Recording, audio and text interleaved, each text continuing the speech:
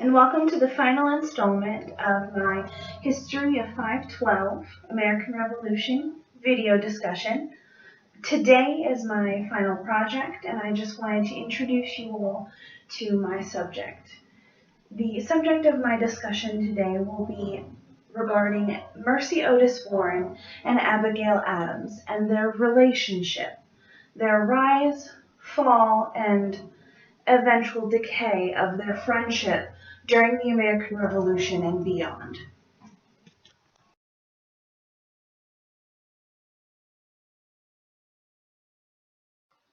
The correspondence of Abigail Adams and Mercy Otis Warren is a permanent representation of the life in the 18th century. Their responsibility was to their family first and their household, but to fuel their creative spirit, Abigail and Mercy turned to outlets such as letter writing and poetry. These women were not only married to significant patriots during the American Revolution, but were also outstanding patriots themselves.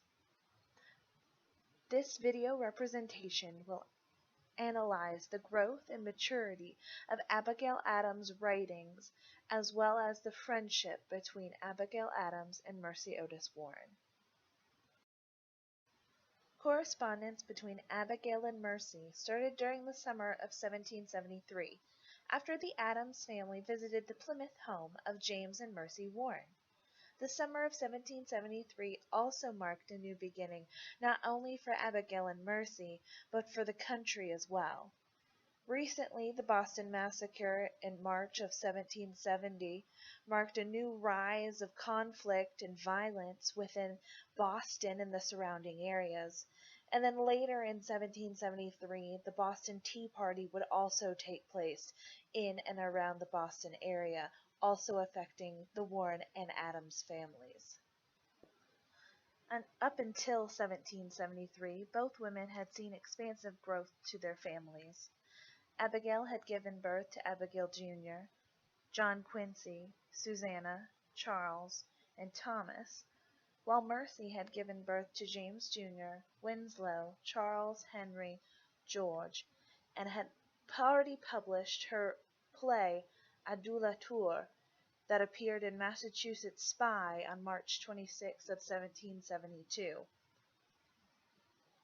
Using the ploy of motherhood, Abigail sent Mercy the recently published and best-selling child rearing manual on the management and rearing of children by the celebrated Julianne Seymour, who was actually medical doctor John Hill, who used the female pseudonym for his child rearing advice books. During the beginning of their correspondence, Abigail would use almost any tactic to try to strike up correspondence and similarities between herself and Mercy Otis Warren. At this time, Abigail was 29, while Mercy was 45, almost a generation above Abigail. She was trying to impress this older woman to try to start a correspondence, almost like a mentorship with Mercy. Abigail Adams' biographer Edith Gales would describe Abigail's writing at this point as youthful and less sophisticated. She states that Abigail was painfully conscious of her shortcomings and struggling to compensate for her meager education. She goes on to say that she viewed Mercy Otis Warren as an agent of her maturation, submitting to the superiority of age and status of a woman who clearly moved with ease among the most influential men and women of Boston's intellectual arena. Soon after their correspondence begins, these patriot ladies would experience a domino effect around the country soon after the Boston Tea Party that would create a huge rising of patriotic feelings, and none other than Mercy Otis Warren would start writing plays and poems and start publishing them across the country, trying to revolutionize the patriots. She would have friends like John Adams, which she's already had correspondence with already, and recently started correspondence with his wife. as well as Thomas Jefferson and George Washington. Abigail Adams and Mercy would also become patriots and wives of patriots at this point, and their correspondence would reflect that. Abigail is now very passionate about being a patriot woman, about what she brings into her home, what she buys, and exactly how she would support the patriot cause as a woman. Mercy would also do the same thing. Anonymous verses continue to appear in colonial newspapers, many of them urging women to publicize and politicize their daily domestic life, as Carol Berkins notes in her book Revolutionary Mothers. She states that what a woman bought when she went to a shop, what she ate, what she drank, and the clothing she chose to wear could all signal political commitment as well as a personal choice. Abigail Adams and Mercy would also experience this change. They would also become head of their household as their husbands would go off to Congress and urge other patriots to help them as well. They would start having to take care of not only their children but their household as well. Abigail is famous for having to take over the business of the family farm while John Adams is away. Abigail and Mercy would develop a basis of friendship, both off of their intellectual abilities from meager education to their domestic quote-unquote widowhood that both experienced, as well as their political ideology and passion for the patriot cause and their shared religious background. Intellectually, Mercy would find in John Adams the mentor that Abigail Adams was searching for in Mercy. Mercy would frequently send John pieces of poems and her work through Abigail's correspondence, and John would soon send back through Abigail pieces of his adventures over in France and across the Atlantic to help fuel her historical work later. Both women would experience the domestic widowhood as both husbands were away, but both would experience this differently. Abigail was strong. She would experience many years without John and have to run the entire farm by herself, while as Mercy was also strong, but would call back James Warren frequently and would not let him help with the Continental Congress and the larger aspect of the American Revolution like John Adams would. Both women were very passionate for the political cause, though, as we've both seen. Mercy's writings would help fuel the patriotic cause, while Abigail took a more domestic approach to her patriotic passion. And both women, of course, were in the New England area of the religious background. Both women would experience and describe their world as through the eyes of religion. Abigail is typically seen as drawing sources from the Bible and from history to describe and kind of explain the political behavior of that day.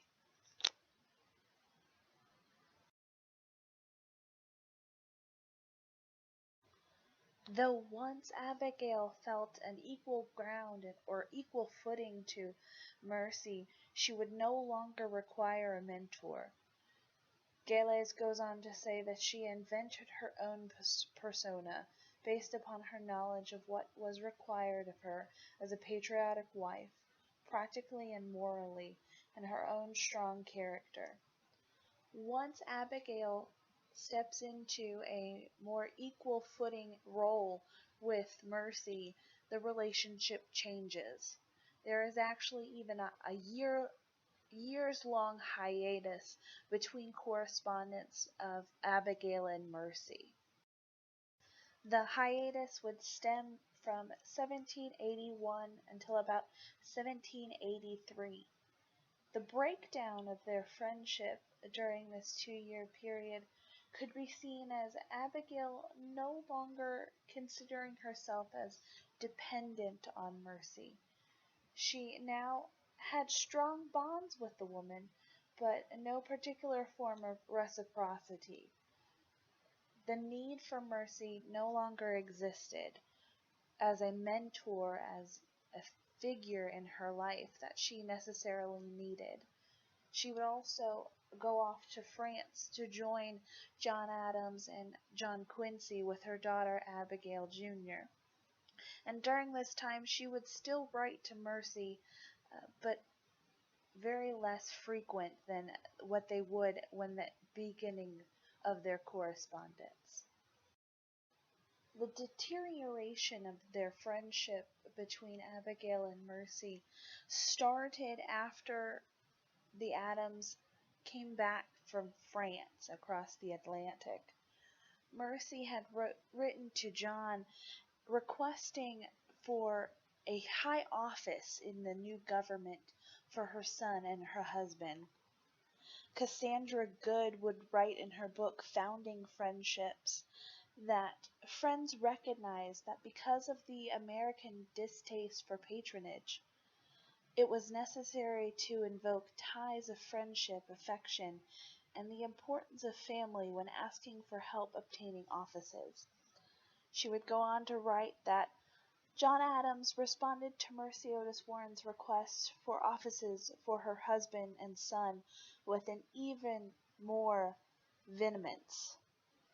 Recently, right before that, Mercy would write all that she did for him and his wife, and he would write back, "I should believe the whole course of my public and private conduct, and all of the maximus of my life," Adams wrote, if he helped friends and family get offices. The Constitution has wisely made the President the judge in the first instance of the pretensions of all.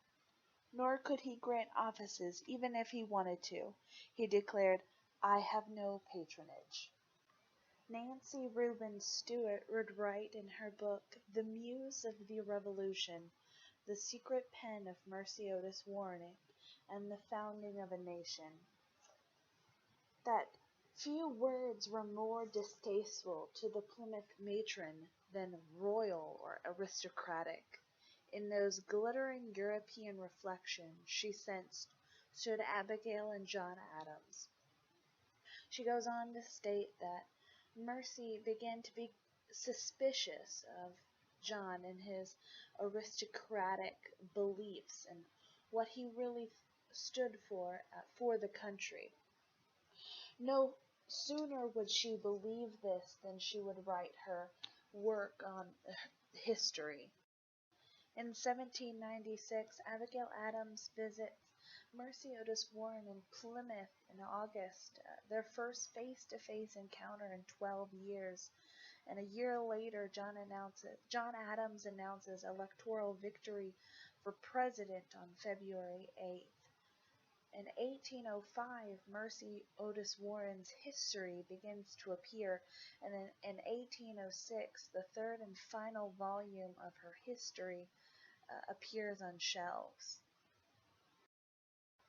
What I'm referring to is Mercy Otis Warren's famous work, The History of the Rise, Progress, and Termination of the American Revolution, in which she would depict John Adams in an unfavorable light. John actually reads history in 1807 and then sends the first of 10 long letters to Mercy Otis Warren citing errors in her history work. Abigail's biographer, Edith goes on to state that John had anxiety about his place in history and his sensitivity to criticism. And as he had feared, she gave scant attention to his diplomatic achievements, while implying that he had become a monarchist and was driven by personal ambition. To say that he was disappointed is a massive understatement, Gales continues. He exploded, and in a barrage of letters he discredited himself by attacking her facts, her oversights, her balance, and her interpretation. She, in turn, in a series of responses, distinguished herself by moderation, reason, and patience. He was offended, he was outraged, and he was hurt, Gales would continue. Now, this is what I kind of alluded to in the very beginning as the kind of decay of their friendship. Now, Abigail would continue to write and to visit, and the correspondence would continue. But Abigail had a loyalty to John that would not be wavered. And to continue their friendship, she would try to rise above this. Overall, the reaction between John and Mercy kind of defines John Adams in history. And to continue, I truly believe, and I agree with Gales when she states that while Mercy was writing history, Abigail was living it. I truly believe that Abigail lived through history while Mercy just tried to record it. Now, both women have great capacities for the patriotic cause, and both women were very influential in their time period. As you can see, I had several different books on every single aspect of their lives. I have a biography of John Adams, a sole biography of Abigail Adams, her letters, and even Mercy Otis Warren. But the historiography is just apparent. There's more written, there's more out there about Abigail than there is of Mercy. And that is no fault of either woman. It's just what history and historians have written on. You can see that there's not much written on Mercy towards the beginning of the 20th century. She's more towards the 60s and 70s in regards to historians actually writing about her. And this video could have been longer. I know that it's long as it is right now, but there's just so much information between these two women, their relationship, their correspondence, their writing. Both women wrote volumes and volumes of letters during the course of their lifetime. So I hope you enjoyed this video, and I hope to look at some of your videos as well. So have a great day.